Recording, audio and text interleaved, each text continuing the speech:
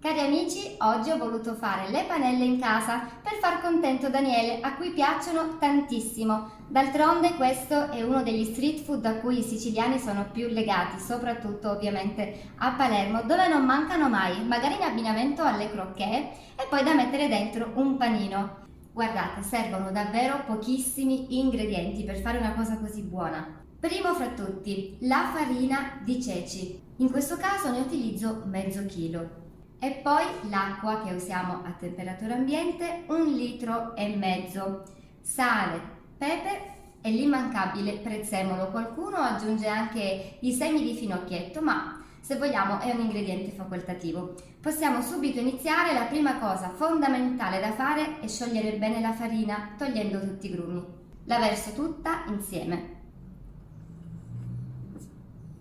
Per non formare grumi è importante aggiungere l'acqua poco per volta e utilizzare una frusta.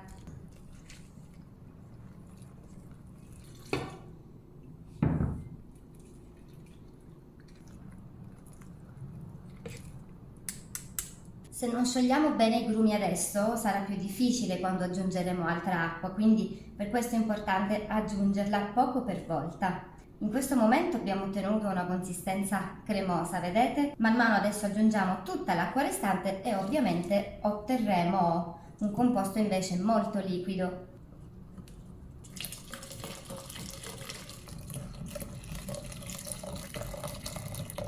Adesso procedo aggiungendo sale quanto basta e pepe nero macinato. Se vi piace, abbondate pure.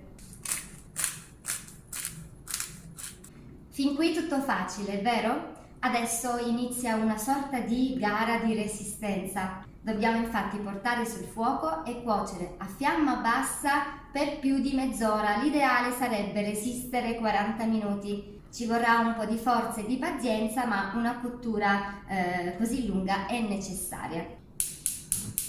Fiamma bassa, aspettiamo prima l'ebollizione e poi appunto cuociamo. Non bisogna mai smettere di mescolare, è un po' come quando prepariamo la polenta, se proprio vogliamo fare un paragone. All'inizio possiamo ancora utilizzare magari la frusta, poi vi consiglio di procedere con un cucchiaio di legno oppure una spatolina che ci permette anche di andare a grattare sul fondo, visto che comunque il composto man mano che si asciuga può tendere ad attaccarsi alla pentola. Dobbiamo essere bravi a girare, mescolare bene, soprattutto sul fondo. Mentre aspetto che il liquido giunga ad ebollizione, mi occupo del prezzemolo che ho già lavato e trito finemente al coltello. Lo inseriremo però sul finire.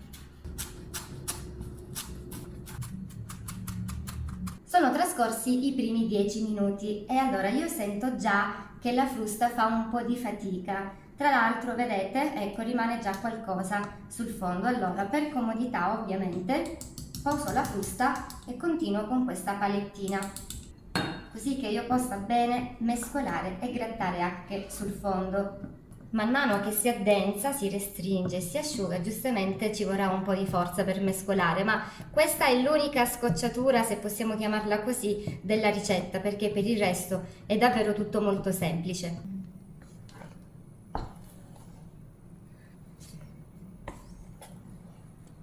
Avete visto come ha già cambiato moltissimo la consistenza e onestamente diventa un po' più pesante da gestire. Io mi sono spostata su un fuoco ancora più piccolo per gestirlo meglio, quindi fiamma bassa, anche se comunque un po' deve sfiatare, quindi deve in qualche modo bollire. Mi raccomando, non smettiamo mai di mescolare. Quando capiamo che è pronta o quasi pronta, quando si stacca facilmente dalle pareti, vedete, comunque ci siamo quasi, è il momento di aggiungere il prezzemolo.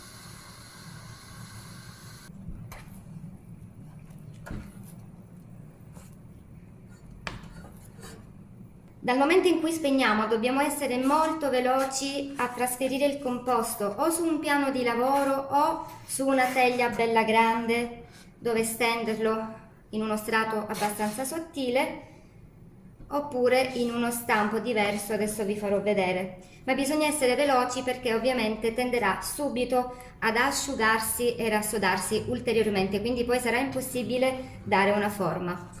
Finalmente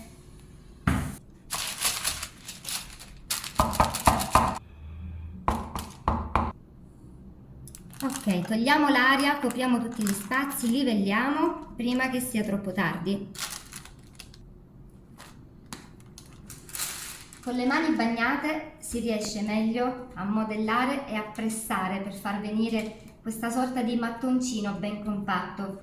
Ce l'abbiamo fatta, finalmente! Adesso dobbiamo solo aspettare che si raffreddi. La comodità sta nel fatto che possiamo fare tutto questo lavoro il giorno prima. Come vedete ho utilizzato uno stampo per plum cake e per comodità, quindi poi per poter estrarre questo composto, ho messo un foglio di carta forno. Molti, anche per velocizzare poi i tempi di raffreddamento, preferiscono versare subito il composto caldo o sopra un tagliere o all'interno di teglie antiaderenti, ben larghe, quindi vedete voi come vi viene più comodo. Per quanto mi riguarda trovo comodo questo sistema, però ognuno può fare come meglio crede. Adesso un bel riposo. Se lo utilizzate l'indomani potete metterlo quando diventa a temperatura ambiente in frigorifero.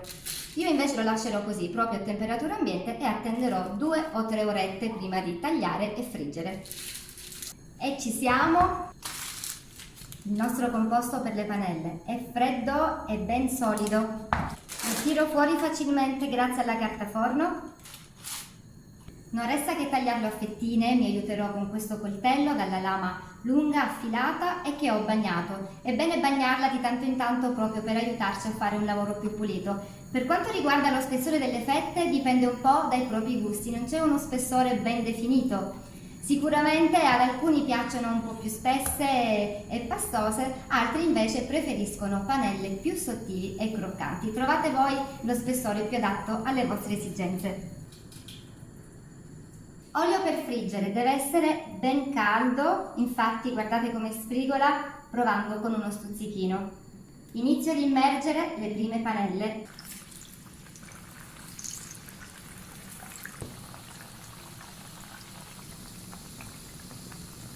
Man mano che prendono colore le giro sull'altro lato, aspettiamo che si formi una bella doratura.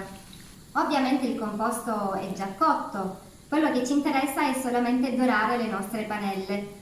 Vedete che i bordi sono ben coloriti, quindi è il momento di tirarle fuori e di scaricare l'olio in eccesso.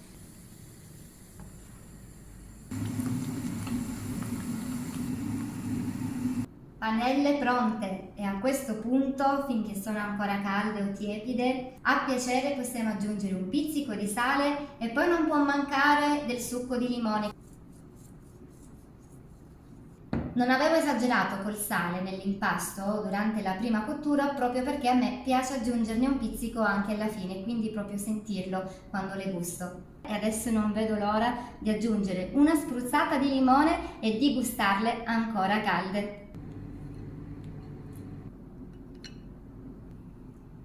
Il più delle volte le panelle a Palermo vengono gustate mettendole dentro un panino, che può essere un sempre fresco come questo, oppure un paninetto tondo, morbido, come quello per hamburger ad esempio.